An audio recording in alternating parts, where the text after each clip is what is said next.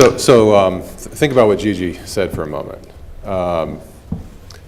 Internet service providers, cable operators providing broadband service are First Amendment speakers. See Turner 1 and 2. Normally, when we think about strict scrutiny, we think about a restriction on the government's power in terms of its impact on the private sector and private citizens. But here we have the government imposing regulation on a First Amendment speaker and using strict scrutiny against them. It's kind of bizarre. In the Comcast case, and we really should just take a minute just to describe this, because we really do have a fundamental difference of opinion. Gigi is right. Probably the game here is all about something called reasonable network management. When the Internet Policy Statement came out in 2005, it was subject to that exception. Why? Because everybody said, look, we get it. We're not trying to manage your networks. We know you have to fight spam and bot armies and deliver the service, and you have to deliver quality service in real time for certain applications, not so much with email, but definitely with voice, et cetera, et cetera. And so one of the things a lot of ISPs discovered is there's something called peer-to-peer networks, which can be, as a technology, a perfectly legitimate business, but often used for pirated material, was very popular, and it was chewing up massive amounts of bandwidth, and it was congesting the network. So when Marvin said earlier, and I loved the way he put it, he said, I think Comcast first denied and then admitted their secret blocking mechanism.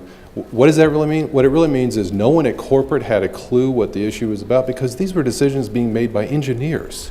It took a couple of weeks to even figure out what the engineering protocols were that were causing the issue that suddenly flared up into a public controversy. I would argue they actually should have been more aggressive about throttling back. But I certainly am willing to just rest on the ground that as long as there is no evidence of anti-competitive animus, they should be free to manage the network for the benefit of their consumers. Okay. Let's real quickly, if you have something different, but we're going to get to the next question. Yes, I have something different, I would say. Well, of course, but I mean, yeah, that hasn't said yeah, I would say, I was going to clarify some things Gigi said, but I won't. I'll simply clarify based on some things Kyle said. So Kyle mentioned that real-time applications need certain kinds of network management. If that, such as voice and video, if that were true, then a VoIP application like Skype, which provides high-definition video, teleconferencing, and phone calls, they would be in favor of his position. Instead, they're in favor of net neutrality, because they don't need quality of service. They can operate just fine on a best efforts internet where everyone gets the same treatment. And one of the reasons why I think the rule has non-discrimination plus a reasonable network management exception, one of the reasons why is just because of the way the burdens of proof are fit. And another reason why is because the internet is an open platform that was non-discriminatory, and the applications would make all the necessary discriminations to provide services. And in the phone network, the application itself was voice controlled by AT&T. They would have to make the discriminations. And I do want to talk about the First Amendment issues briefly. And so, although I get credit for the Comcast standard, Kevin Martin proposed it to the Senate, and then I tried to change it. And the First Amendment argument over the carriers having free speech rights was made aggressively by Time Warner Cable, especially in the Comcast docket. It was rejected by the FCC in a footnote. Essentially, common carrier regulation is constitutional. Lots of regulations, economic regulations of sorts and other kinds of regulation burden the ability of carriers to do different things. This is hardly a free speech issue, and if it were, it promotes free speech. There's a footnote. That has not been on appeal. It hasn't been debated, and so the Comcast decision won't even address it, but I guess it'll be brought up again, and I think the history of regulation in telecom suggests that First Amendment scrutiny won't be very strict. Yes, sir. My question's for Professor Sohn. My question would be, one of the arguments you gave for why conservatives should be in favor of net neutrality was that it was good for business. You went on to say, I guess Google's been, thinks it's profitable, and Yahoo, they benefit from the internet. But you also said that it would be good for the ISPs; they would benefit as well. So my question would be, why wouldn't competition drive the neutrality in that sense? If it was profitable, wouldn't they, by choice, without federal regulation, barring the fact that geographical portions of the U.S. don't have choice in their ISP, and any kind of pernicious plots the ISPs getting together and not competing, wouldn't competition drive, in effect, the same neutrality that regulation would be enforcing?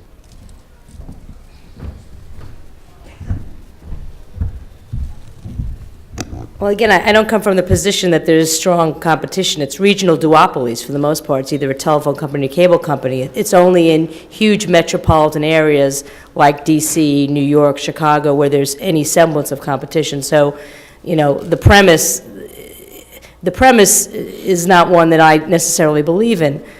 On the other hand, you also have to think about, I talked briefly about switching costs. And I also talked about the termination monopoly, which I'm not going to, if David's answer is the way to get around a termination monopoly is to have to pay for 3 different kind of ISPs, I don't think that's a very compelling case right there. If you tell most people you have to pay for 1 broadband connection, that's an awful lot of money. But if you're telling them you have to have 2, and by the way, while you're at work, do all the things you're not supposed to be doing at work, I think that's extraordinarily problematic. But let's even assume, I go back and forth on this competition issue. Let's assume that we had lots of competitive broadband providers. Would we not want them all to be non-discriminatory? There's lots of restaurants in Washington, right? What if we said, well, you know what? Any restaurant who wants to can, keep people of color out because, there's lots of restaurants in Washington. And at a certain point, when is non-discrimination and the ability for people to speak freely? And it's individuals. We keep talking about war of the corporate titans. Yeah, but what about me and you? Okay? What if we want to make sure that the little eBay guy gets to us unfettered by Neiman Marcus or Nordstrom's? Isn't non-discrimination good enough social good that it should apply to everybody? If we ever get to a world where we have, 10 ISPs competing in most markets, we can have that conversation, but we're so far away from that it's hardly worth talking about. David, do you want to respond to that? Yeah, very quickly. And my point is the examples Gigi gave prove the questioner's point. You have eBay in your house. Neiman Marcus hasn't tried to stop them, even in the existing configuration of ISP providers. And just look at the development of blogs on the internet. That's an individual who sits at their computer and writes, and many of them have a huge impact on the public discourse. So I think the facts show there's not a problem in search of a solution here. You want to ask the last question of the day, sir? Okay. Professor Ammori, I find it interesting that you mentioned an app store in relation to net neutrality. Why wouldn't the same logic that applies to what you're saying in net neutrality also apply to Apple in respecting applications that aren't expressly approved by Apple? It seems to me that once you make the area one part of computer technology, argument in one area of computer technology, that the same argument would apply in others. Would you please respond?